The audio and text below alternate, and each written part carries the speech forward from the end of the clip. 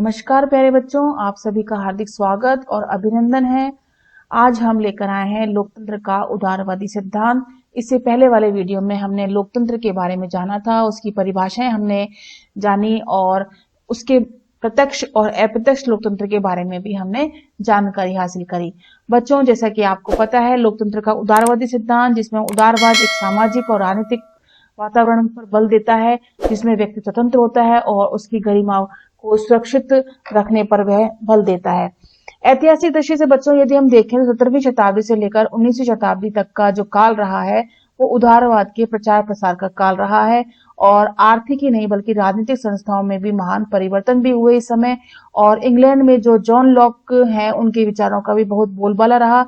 और पिछले कुछ वीडियो में बच्चों मैंने बताया आप लोगों को कि उदारवादी विचारधारा का जनक जॉन लॉक ही था और व्यक्तिवादी विचारधारा का जनक भी जॉन लॉक ही था। इन्होंने अपने धर्म के क्षेत्र में सहिष्णुता, आर्थिक क्षेत्र में अहस्तक्षेप की नीति और सामाजिक क्षेत्र में समानता और व्यक्तिगत अधिकारों पर भी बल दिया। इंग्लैंड में ही नहीं बच्चों, बल्कि फ्रांस और अमेरिका में भी इनकी विचारधारा की छाप दिखाई देती है। इनके बाद में बेंथम हुए, जेम्स मिल, जॉन स्टुअर्ट मिल, ये भी राज्य के दबावों और रूढ़िवाद और दुराग्रह का भी विरोध करते हैं। और इन सभी ने यह बताया बच्चों की मनुष्य समान है और उनके अधिकार भी बराबर हैं। Hobhouse, Lindsay, Harold Laski, MacIver और अमेरिका के तीसरे राष्ट्रपति थॉमस जेफरसन की यदि हम बात करें तो वे भी उदार लोकतंत्र के ही समर्थक थे, क्योंकि लोकतंत्र प्रणाली के अंतर्गत ही विभिन्न प्रकार की स्वतंत्रताएं विद्यमान हैं। राजनीतिक क्षेत्र में उदारवाद संवैधानिक लोकतंत्र का समर्थन करता है बच्चों, क्योंकि इसी के अंतर्गत विविध तरह की स्वतंत्रताएं संभव हैं।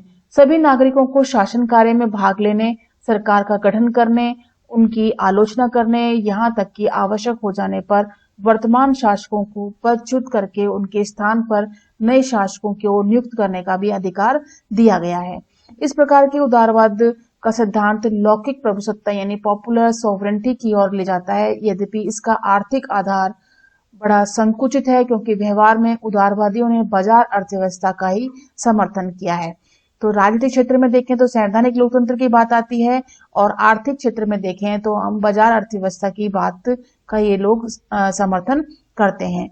एलन बाल ने उदार लोकतंत्र सरकारों के विभिन्न लक्षण गिनाए हैं, जिसमें हम देख सकते हैं बच्चों कि एक से अधिक राजनीतिक दल होने चाहिए। एक ऐसे राज्य में जो उदारवादी राज्य है उसमें राजनीतिक दलों की संख्या एक से अधिक हो सकती है। ये सभी दल राजनीतिक सत्ता के लिए खुलकर प्रतियोगिता करते हैं और जो पार्टियां होती हैं, जो दल होते हैं, वो जनमत का निर्माण करते हैं। वे उम्मीदवारों का चयन करते हैं और चुनाव अभियान चलाते हैं। सदन में जिस दल का बहुमत होता है वह सरकार बनाता है। और अमेरिका में मंत्रीगण विधानमंडल के सदस्य नहीं होते, परंतु राष्ट्रपति और उसके सचिवों को मनचाहे कानून पास कराने के लिए अपने दलों के नेताओं से संपर्क साधना पड़ता है। विपक्षी दल सरकार पर अंकुश भी रखता है। तो इस प्रकार से एलन बाल ने जो लोकतंत्र के उदार लोकतंत्री सरकारों की बात की, इसमें एक से अधिक दलों को की बात बताई है और यह भी बताया है कि मंत्रीगण जो होते हैं वो विधानमंडल के सदस्य नहीं होते हैं। और दूसरी बात जो बताई है वो यह है कि विपक्षी दल जो होता है वो सत्तारूढ़ दल यानी सरकार पर अंकुश लगाने का भी कार्य करता है। सत्ता के लिए प्रतियोगिता छिपाव दुराव से के साथ नहीं होती, बल्कि खुलकर होती है। यानी सरकार बनाने के लिए जो प्रतियोगिता होती है, यानी सत्ता के लिए जो प्रतियोगिता होती है वह छिपकर नहीं होती, बल्कि खुले रूप में होती है। लोकतंत्र में शांतिपूर्ण और वैध उपायों द्वारा सरकारें बनती हैं और गिरती हैं। लोकतंत्र का तकाजा यह है कि राजनीतिक दल मतपत्र यानी बैलेट में विश्वास रखें और गोली में नहीं। मतलब बैलेट और बुलेट दोनों में अंतर है बच्चों। बैलेट यानी मतपत्र में विश्वास रखें, गोली यानी बुलेट में नहीं। हिंसा और लोकतंत्र बिल्कुल भी साथ साथ नहीं चल सकते। अब कई देशों में कम्युनिस्ट पार्टियां, जिनमें भारत, फ्रांस और इटली के साम्यवादी दल भी शामिल हैं, ये मानने लग गए हैं बच्चों कि संसदीय संस्थाओं और शांतिपूर्ण उपायों से समाजवाद की स्थापना संभव है। बच्चों, आप ये देख सकते हैं थॉमस जेफरसन अमेरिका के तीसरे राष्ट्रपति हैं और ये उच्च कोटि के विद्वान भी रहे। उन्होंने अपने लेखों के माध्यम से इन मुद्दों को उठाया। जीवन और स्वतंत्रता की रक्षा, अल्पसंख्यकों और विशेषकर निग्रो लोगों का कल्याण, मजहबी आजादी और समाचार पत्रों की स्वतंत्रता।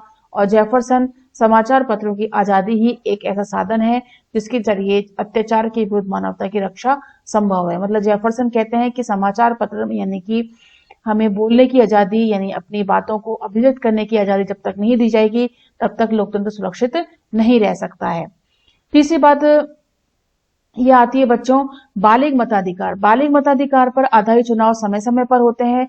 जाति, मजहब यानी धर्म, लिंग, भाषा या संपत्ति के आधार पर कोई भी व्यक्ति मताधिकार से वंचित नहीं किया जा सकता और मताधिकार नागरिक के मन में शासन के प्रति निष्ठा की भावना को उत्पन्न करता है। नागरिक मतदान का उपयोग करके ऐसे सरकार को बदल सकते हैं जो उनकी इच्छाओं का सम्मान नहीं करती है। फलस्वरूप हिंसक क्रांति की आशंका नहीं रहती है। क्यों इसलिए नहीं रहती है कि बच्चों क्योंकि इसमें हर एक जनता के हर एक नागरिक को मत देने का अधिकार दिया जाता है, तो वह अपनी इच्छा के अनुसार अपनी पार्टी या अपने उम्मीदवार को वोट डाल सकता है। जिन देशों में यत्नपूर्वक समाज के किन्हीं खास वर्गों को राजनीतिक सत्ता से वंचित रखा जाता है, वहां ये वर्ग हिंसक साधनों से सत्ता हथियाने की कोशिश भी करते हैं। आगे देखें हम सरकारी निर्णय को प्रभावित करने के लिए प्रभावक गुटों जिसे कहते हैं दबाव गुट, जैसे हमने पहले अध्यायों में भी पढ़ा है, पर दबाव गुट वो कहलाते हैं। प्रेशर ग्रुप इन्हें कहते हैं। इन्हें इंटरेस्ट ग्रुप यानी हित समूह भी कहा जाता है, जो सीधे सरकार पर प्रभाव या राजनीतिक दलों पर या सरकार पर प्रभाव डालते हैं। इन प्रभावक गुटों से संबंधित समस्याओं को लेकर के ये सरकार पर दबाव बना के रखते हैं, जैसे कि उद्योगपति, व्यापारी, किसान, मजदूर, पेशेवर लोग। ये लोग इन लोगों से संबंधित प्रभावक गुट होते हैं, दबाव गुट होते हैं, जैसे उद्योगपतियों का संगठन, व्यापारियों का संगठन, किसानों का संगठन, मजदूरों का संगठन, पेशेवर लोगों का संगठन। इस प्रकार से ये सरकार पर दबाव बनाते हुए अपनी मांगों को मनवाने का प्रयास भी करते हैं। तानाशाही शासन में सभी गुटों और वर्गों पर सरकार का कड़ा नियंत्रण होता है बच्चों, इसलिए तानाशाही व्यवस्था में दबाव गुटों की कोई सक्रिय भूमिका नहीं होती है। इसके ठीक विपरीत हम देखें बच्चों, ब्रिटेन, अमेरिका, फ्रांस, भारत और अन्य लोकतांत्रिक देशों में दबाव गुटों के पास सरकारी निर्णयों को प्रभावित करने के बहुत से अवसर होते हैं और इन देशों में सांस्कृतिक हितों की रक्षा के लिए भी बहुत से हित समूह जैसे कि इंटरेस्ट ग्रुप सक्रिय होते हैं। तो बच्चों इसमें कंफ्यूजन होने की आपको आवश्यकता नहीं है। इसमें प्रभावक गुट, दबाव गुट और हित समूह ये तीनों ही शब्द एक दूसरे के पूरक हैं। एक ही शब्द हैं ये, जिन्हें प्रेशर ग्रुप और इंटरेस्ट ग्रुप कहा जाता है। ये सीधे सरकार पर दबाव, अपनी मांगों को लेकर सीधे सरकार पर दबाव बनाते हैं। अब पांचवा बिंदु आता है बच्चों अभिव्यक्ति और धर्म की स्वतंत्रता। अभिव्यक्ति अपने विचारों को अभिव्यक्त करना, प्रकाशित करवाना और धर्म को मानना, आचरण करना, उसका प्रचार प्रसार करना और स्वेच्छाचारी ढंग से बंदी न बनाए जाने की स्वतंत्रताएं सरकार द्वारा मान्य होती हैं। मतलब किसी भी व्यक्ति को मन चाहे तरीके से या मन चाहे रूप में बंदी नहीं बनाया जा सकता और लोकतांत्रिक देशों के नागरिक प्राय इन अधिकारों का उपयोग करते हैं। कानून के समक्ष समता का अधिकार, जीवन, स्वतंत्रता व सुरक्षा का अधिकार, शरीर सुरक्षा का अधिकार, दासता से मुक्ति का, विचार और धर्म पालन की स्वतंत्रता और उत्पीड़न की मनाही, ये सभी अधिकार जो हैं उदार लोकतांत्रिक देशों में हमें देखने को मिलते हैं और हम देख सकते हैं। भारत में भी इसमें हम इन अधिकारों को देख सकते हैं। न्यायपालिका स्वाधीन होती है तथा टेलीविजन, रेडियो, अखबार जैसे माध्यमों पर सरकार का एकाधिकार नहीं होता है, सरकार का नियंत्रण नहीं होता है। न्यायपालिका की स्वतंत्रता का अर्थ यह होता है बच्चों की न्यायाधीश कार्यपालिका और विधानमंडल के नियंत्रण से यथासंभव मुक्त रहेगी। मतलब कार्यपालिका का विधानमंडल यानी कि संसद का न्यायपालिका के ऊपर किसी भी प्रकार का दबाव नहीं रहेगा, स्वतंत्र रूप से कार्य करेगी। और लोकतांत्रिक देशों में न्यायाधीशों को हटाने की प्रक्रिया बहुत ही जटिल हो गई है और इंग्लैंड में सम्राट किसी न्यायाधीश को उसी अवस्था में उसके पद से अलग कर सकता है जब संसद के दोनों सदन यह प्रस्ताव पास करने की अमुक न्यायाधीश का आचरण अच्छा नहीं है। भारत में उच्चतम न्यायालय और उच्च न्यायालय के न्यायाधीश तभी हटाए जा सकते हैं जबकि संसद के दोनों सदन 2/3 सदस्य न्यायाधीश को हटाए जाने के पक्ष में हो। इस प्रकार न्यायाधीशों की नियुक्तियों तथा कार्यपालिका के हाथ में होती है, पर उन्हें हटाए जाने का अधिकार संसद के हाथ में होता है। इससे न्यायाधीश अपना कार्य स्वतंत्रता पूर्वक कर सकते हैं। यदि न्यायाधीश को हटाने की बात आती है तो यदि वह कदाचार का पालन करता है या कदाचार का कार्य करता है तभी उसे हटाया जा सकता है और उसका समर्थन संसद के दोनों सदनों में 2/3 सदस्य उसका समर्थन करेंगे तभी उन्हें हटाया जा सकता है, अन्यथा नहीं। कार्यपालिका नियुक्ति करती है तो विधानमंडल जो है हटाने का कार्य कर सकती है। इस कारण से दोनों ही शक्तियां जो हैं अलग अलग शक्तियों के हाथ में हैं, अलग अलग कार्यपालिका और विधायिका की बात कर रहे हैं हम। और इन दोनों के अलग अलग होने के पश्चात ही न्यायाधीश जो है स्वतंत्रता पूर्वक अपने कार्य को पूर्ण कर सकते हैं। अब बच्चों बात आती है उदार लोकतंत्र के गुण और विशेषताओं की।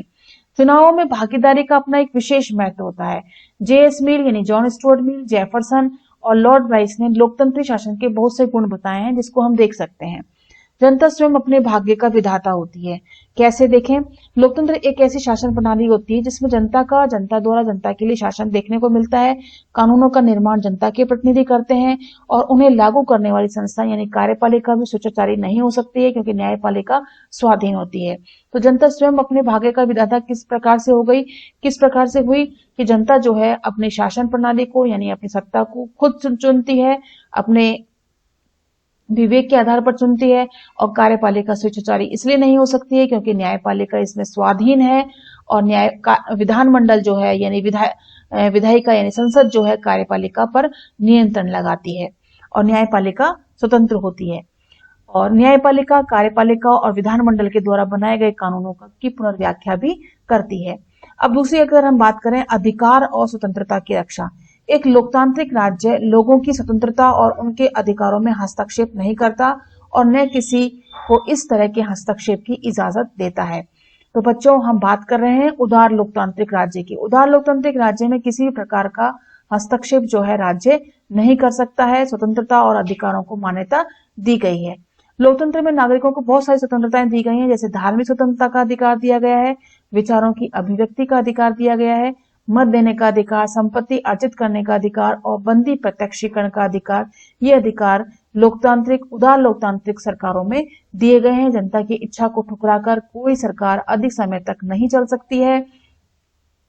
लोकतंत्र सभी लोगों यानी स्त्री पुरुष, अमीर गरीब, गोरे काले, सबल और निर्बल की समानता पर बल देते हैं। लोकतंत्र में विशेष अधिकारों के लिए कोई स्थान नहीं है और बच्चे, बूढ़े, अपाहिजों और पिछड़े वर्गों को जो विशेष सुविधाएं दी जाती हैं उनका एक तर्कसंगत आधार होता है कि इनको सुविधाएं देना एक समाज के लिए एक जरूरी है, क्योंकि ये हमारे समाज के ऐसे कमजोर वर्ग हैं जिन्हें आगे बढ़ाने के लिए, इनके विकास के लिए कार्य करना सरकार की जिम्मेदारी होती है। अब बच्चों बात आती है शासन का अधिकार विवेक है न कि बल प्रयोग। तानाशाही दमन व आतंक पर आधारित होती है और तानाशाह जिनमें कम्युनिस्ट तानाशाह शामिल होते हैं बल प्रयोग पर अधिक जोर देते हैं। इसके विपरीत जब हम उदार लोकतंत्र की बात करें तो इसमें सैनिक सत्ता और प्रशासकों के ऊपर प्रतिनिधियों का नियंत्रण होता है और लोकतंत्र की मान्यता यह है कि सभी निर्णय उचित वाद विवाद के द्वारा लिए जाएंगे, न कि हिंसा और शक्ति प्रदर्शन के द्वारा। लोकतंत्र में राजसत्ता के लिए खुलकर प्रतियोगिता होती है। यदि कोई पार्टी ठीक तरह से शासन नहीं करती है तो जनता उसे पार्टी को ठुकरा सकती है और सरकार को बदलने के लिए साजिशों या षड्यंत्र की आवश्यकता नहीं होती। बच्चों लोकतंत्र में सरकारें शांतिपूर्ण ढंग से बदलती रहती हैं और आती रहती हैं। जनता का राजनीतिक शिक्षण की बात करें तो हम ऐसे शासन प्रणाली को हम आदर्श प्रणाली नहीं कहेंगे जो लोगों में नागरिक समस्याओं के प्रति रुचि उत्पन्न न करे। राजतंत्र देखें हम, कुलीन तंत्र और तानाशाही में लोगों को इस योग्य नहीं समझा जाता कि वे शासन कार्य में हाथ बटा सकें। इसके ठीक विपरीत हम उदार लोकतंत्र की बात करते हैं तो जनता का शासन इसके अंतर्गत होता है और लोकतंत्र में नागरिकों को विभिन्न राजनीतिक दलों की नीतियों और कार्यक्रमों को जानने का अवसर मिलता है और वे जनमत के निर्माण में एक सक्रिय भूमिका अदा कर सकते हैं। लेकिन राजतंत्र, कुलीन तंत्र और तानाशाही जो तंत्र है उसमें इस प्रकार के कार्यों में जनता किसी प्रकार का हाथ नहीं बटाती है, इसलिए राजनीतिक शिक्षण उनमें नहीं मिलता, जबकि उदार लोकतांत्रिक सरकारों में राजनीतिक शिक्षण हमें देखने को मिलता है। जनता का नैतिक विकास की हम बात करें तो लोकतंत्र में जनता का न केवल राजनीतिक शिक्षण होता है, उसके चरित्र का भी विकास होता है। ए अप्पा दुरई हैं, वो कहते हैं कि लोकतंत्र में शासन की पूरी जिम्मेदारी नागरिकों पर आ पड़ती है। इससे उनमें बुद्धिमत्ता और आत्मनिर्भरता के गुण आते हैं तथा नए नए प्रयोगों की प्रवृत्ति का उदय होता है और लोकतंत्री देशों के नागरिकों में उदारता और सहनशीलता के भावों का उदय होता है। वे हिंसा के द्वारा नहीं बल्कि बातचीत के द्वारा देशों की समस्याओं का हल ढूंढते हैं। अब हम बात करें उदार लोकतंत्र की आलोचना की और कमियों की, तो बच्चों हम देख सकते हैं अयोग्यता की पूजा। इसमें हम एक आलोचना देख सकते हैं कि फेगे और कार्लाइल और रस्किन कहते हैं कि लोकतंत्र को अयोग्य और मूर्खों का शासन कहा जाता है। तो आप ये याद रखिएगा कि अयोग्य और मूर्ख लोगों का शासन लोकतंत्र को किसने बताया, फेगे, कार्लाइल और रस्किन। क्योंकि किसी भी समाज में अधिक संख्या ऐसे ही लोगों की होती है। उन्होंने समानता के आदर्श की खिल्ली उड़ाई और यह भी कहा बच्चों कि लोकतंत्र में सिरों की गिनती होती है, यानी बहुमत की गिनती होती है।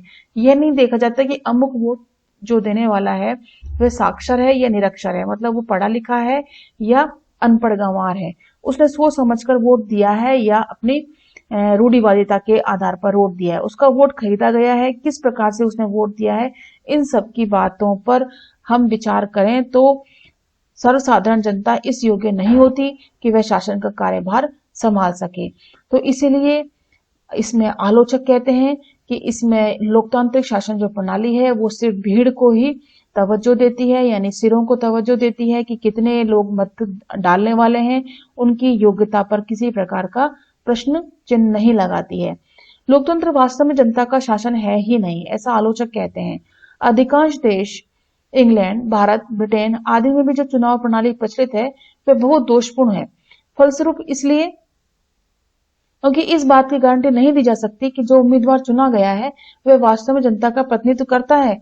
इंग्लैंड में एक चुनाव क्षेत्र में विभिन्न दलों को इस क्रम में वोट मिले। अनुदान दल को 5,564, मजदूर दल को 5,558 तथा उदार दल को 5,503। फलस्वरूप अनुदार दल का उम्मीदवार चुन लिया गया, यद्यपि उसे कुल 16,625 मतों में से केवल 5,564 मत प्राप्त हुए थे। 1962 के लोकसभा चुनाव में कांग्रेस को केवल 45% मत मिले थे, पर उसे लोकसभा की 73% से भी ज्यादा सीटें मिली थी। इस संबंध में एक महत्वपूर्ण तथ्य यह भी है बच्चों कि धन की शक्ति ने राजनीति को दूषित कर दिया है। वास्तविक शक्ति उन लोगों के हाथों में है जो आर्थिक दृष्टि से संपन्न है। मार्क्सवादी कहते हैं कि पूंजीवादी देशों की सरकारें पूंजीपतियों और धन्ना सेठों के हाथ की कठपुतली बन चुके हैं। ये सरकारें इन्हीं लोगों के हितों की रक्षा करती हैं और मार्क्सवादी ये भी कहते हैं बच्चों, जब तक पूंजीवाद कायम रहेगा तब तक मताधिकार का कोई मूल्य नहीं रहेगा। भूखा व्यक्ति केवल मतपत्र से अपनी भूख नहीं मिटा सकता है। तो नेक्स्ट हम इसकी आलोचना देखें तो ढीली और अकुशल शासन व्यवस्था की आलोचना करते हैं आलोचक। वो कहते हैं कि लोकतंत्र के आलोचकों का कहना है कि लोकतंत्री सरकारें शीघ्रता से कोई निर्णय नहीं लेती हैं और न ही सरकारी निर्णयों को सख्ती से लागू कर सकती हैं। लोकतंत्र में शासन का पहिया बहुत धीरे धीरे चलता है। युद्ध संचालन के लिए गोपनीयता और तत्कालीन कार्यवाही की आवश्यकता होती है और संकट काल में लोकतंत्री सरकारें प्राय कमजोर हो जाती हैं, क्योंकि संकट काल में सारी शक्तियां जो हैं एक केंद्र में ही आकर के समाहित हो जाती हैं और इस प्रकार से इसको ढीली और अकुशल शासन व्यवस्था बताया गया है। दलबंदी के दोष बताए हैं आलोचकों ने और अस्थायी सरकारें बताई हैं। लोकतंत्र में दलगत राजनीति के कारण नागरिकों का दृष्टिकोण भी बहुत संकुचित हो जाता है। वे केवल अपनी पार्टी के हित में ही सोचते हैं और समूचे राष्ट्र के हित में नहीं सोचते हैं और चुनावों के मौके पर राजनीतिक दल जनता को झूठे आश्वासन देते हैं और चुनाव के बाद सत्तारूढ़ दल अपनी सत्ता का अनुचित उपयोग करते हैं। यदि किसी देश में कई पार्टियां हों और उनमें से कोई भी पार्टी प्रभावी स्थिति में न हो तो शासन में अस्थिरता आती है और आए दिन सरकारें बदलती रहती हैं और जब तब चुनाव होते रहते हैं। और 1989 में पहली बार ये नौबत आई कि भारत की लोकसभा में किसी भी दल को स्पष्ट बहुमत नहीं मिला और 1999 में विपक्ष के अंतर्विरोधों और स्वार्थों की कलह से 12वीं लोकसभा भंग करनी पड़ी और मई 2004 में गठित 14वीं लोकसभा में किसी भी राजनीतिक दल को बहुमत प्राप्त नहीं हो पाया और अस्थिर सरकार और बारंबार होने वाले चुनावों की वजह से देश में कोई भी रचनात्मक कार्य नहीं हो पाया और ये पार्टियां आपस में ही दलों में ही जो है आपस में विचारों के अभाव रहा और किसी भी कार्य को करने में सहमति नहीं हो पाई। अब अगली आलोचना है समय और धन की हानि। लोकतंत्र के आलोचक कहते हैं कि बच्चों धन का उपयोग रचनात्मक कार्यों में होना चाहिए पर चुनाव की दौड़ धूप में ही नष्ट हो जाता है। विधानमंडल और मंत्रिमंडल के सदस्यों को बहुत अधिक वेतन और भत्ते दिए जाते हैं और संसद में छोटे छोटे विषयों को लेकर भी काफी समय तक वाद विवाद चलता है। इससे धन और शक्ति दोनों और समय की बर्बादी होती है। बच्चों, लोकतंत्र की कमियों पर हम लॉर्ड ब्राइस के मत को भी हम जानने का प्रयास करते हैं कि प्रथम महायुद्ध के बाद लॉर्ड ब्राइस ने विश्व के उन देशों का दौरा किया जो उन दिनों लोकतंत्र के प्रमुख गढ़ माने जाते हैं। अपने इस अध्ययन के आधार पर उन्होंने आधुनिक लोकतंत्र मॉडर्न डेमोक्रेसी नामक एक पुस्तक भी लिखी और उसमें लोकतंत्र की कई खूबियों की ओर उन्होंने हमारा ध्यान आकृष्ट भी किया, पर साथ ही उन्होंने बहुत सी कमियां भी गिनाई, जैसे कि धन की शक्ति ने विधायकों और प्रशासकों को पथभ्रष्ट कर दिया है। ये सर्वविदित है बच्चों। और कुछ लोग राजनीति को ही अपना पेशा यानी धंधा मानते हैं और राजनीतिक दलों को बहुत अधिक शक्ति मिल जाती है और वोटों के लालच में अपराधी प्रवृत्ति के लोगों को भी राजनीतिक संरक्षण मिल जाता है। निष्कर्ष रूप में यदि हम कहें तो बच्चों, उदार लोकतंत्र के जिन दोषों की चर्चा ऊपर की गई है उनमें काफी कुछ सच्चाई देखने को मिलती है, पर इसके समर्थकों ने इन आलोचकों का उत्तर देने का भी प्रयास किया है। पश्चिम के लोकतंत्री देशों ने यह दिखा दिया कि वे जनता को अधिकतम स्वतंत्रता प्रदान कर सकते हैं और आर्थिक संपन्नता भी प्रदान कर सकते हैं। एशिया के कई राज्यों, मलेशिया, जापान में भी मतदाताओं ने अपने मताधिकार को बड़ी सूझबूझ के साथ उपयोग किया और 20वीं सदी के महान दार्शनिक जियां पॉल सार्त्र ने फॉसिस्ट व्यवस्था की तुलना में मार्क्सवाद की सराहना की, पर उसने कम्युनिस्ट तानाशाही को कभी स्वीकार नहीं किया। उसने सदैव इस बात पर जोर दिया बच्चों कि आदमी को पेट की आजादी के साथ साथ दिमाग की आजादी भी मिलनी चाहिए। उन्होंने पेट और दिमाग की लड़ाई को एक सिक्के के दो पहलुओं की तरह माना है। इसलिए सार्त्र केवल अभी व्यक्ति की बुर्जुआ आजादी और दिन में 2 बार पेट भर भोजन पा जाने की साम्यवादी यानी कम्युनिस्ट आजादी को अपूर्ण मानते थे। उनका कहना था कि पेट की आजादी के साथ साथ दिमाग की आजादी भी हमें मिलनी चाहिए। यहाँ यह उल्लेखनीय है बच्चों कि उदार लोकतंत्री देशों में प्राय नेतृत्व का संकट रहा है। तानाशाहों की सफलता का रहस्य इस बात में है कि वे भीड़ का नेतृत्व कर सकते हैं और उनके व्यक्तित्व में एक खास किस्म का जादू या सम्मोहन होता है, लेकिन उसकी इसी गुण के कारण हम तानाशाही व्यवस्था का समर्थन नहीं कर सकते। तानाशाही व्यवस्था और लोकतंत्री देशों के नेतृत्व में एक खास अंतर होता है कि तानाशाही सिर्फ आदेश देता है, जबकि लोकतंत्री व्यवस्था में परामर्श और तालमेल के बिना शीर्ष यानी सर्वोच्च स्थान पर बैठना कठिन हो जाता है। हाँ, उदार लोकतंत्री व्यवस्था के सफल संचालन के लिए आवश्यक है कि नेता लोगों के मनोभावों को ठीक समझे और उन्हें रास्ता दिखाने की भी क्षमता रखें। बेगॉट ने कहा है कि सफल नेता वह होता है जो जनता जिसकी बातें सुने और ऐसी बातें भी सुने जो उसे पसंद न आए। तो पसंद और नापसंद वाली जो बातें हैं उन दोनों को सुनने की क्षमता उस सत्ता में होनी चाहिए। अब बात आती है बच्चों, उदार लोकतंत्र की सफलता की आवश्यक शर्तें क्या है, किस प्रकार से हम इन बाधाओं को इन आलोचनाओं को हम दूर कर सकते हैं।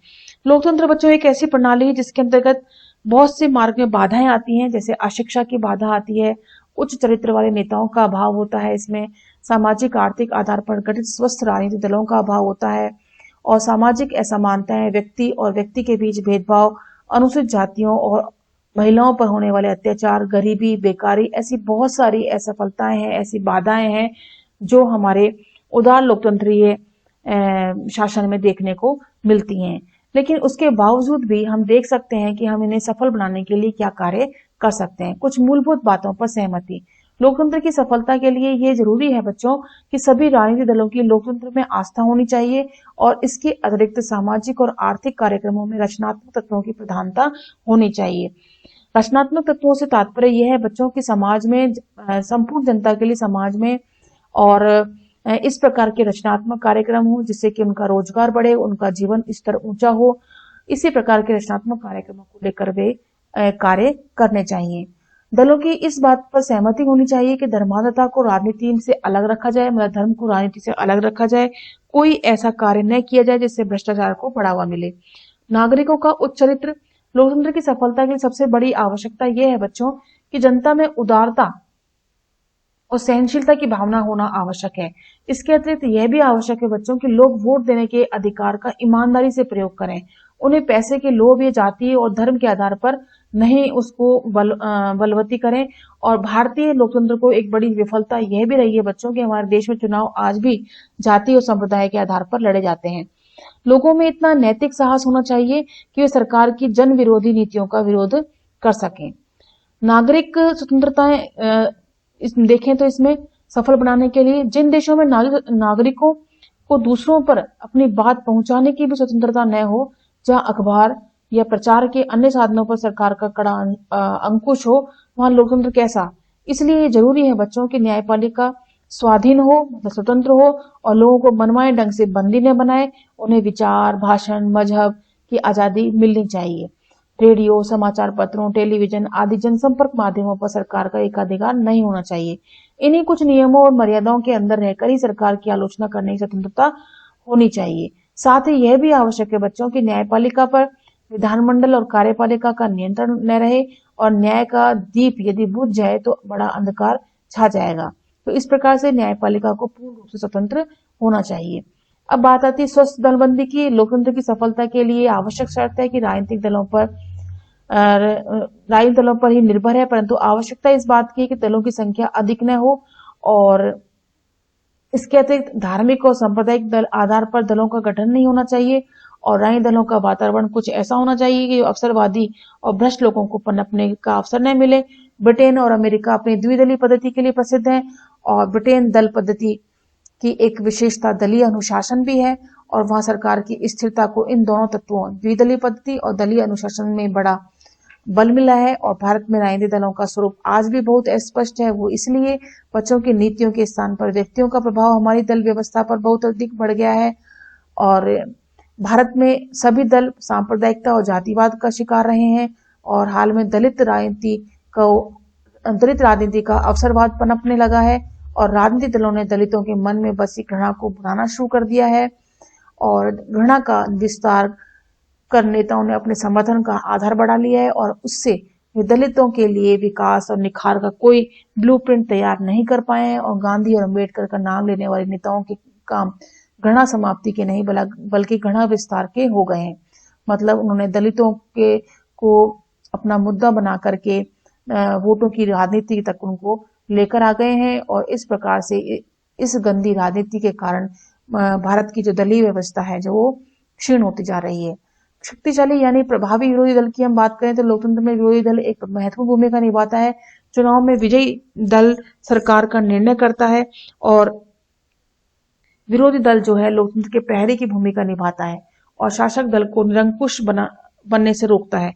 यह जरूरी है कि दलों का खुलकर प्रतियोगिता करने की छूट दी जाए, और विरोधी दल का भी यह कर्तव्य होता है कि वह जिम्मेदारी के कार्यों से बचे, गैर जिम्मेदारी के कार्यों से बचे।